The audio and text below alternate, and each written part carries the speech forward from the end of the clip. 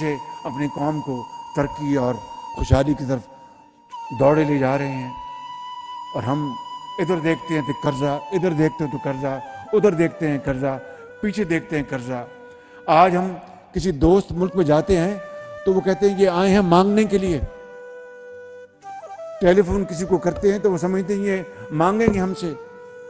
कायदे आज़म ने इसलिए तो इतनी बड़ी तहरीक नहीं चलाई थी, और लाखों मुसलमानों ने जब वो हिजरत की और रास्ते में अपने बच्चे, माएँ, बहनों के आंचल फटे, रास्ते में हजारों नहीं लाखों शहीद हो गए, तो इसलिए तो इतनी बड़ी कुर्बानी नहीं दी थी।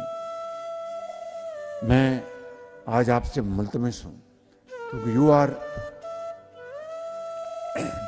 From a profession which is highly respected, और बार बेंच अगर वो प्रोडक्टिव नहीं होगी तो इंसाफ कहाँ से मिलेगा।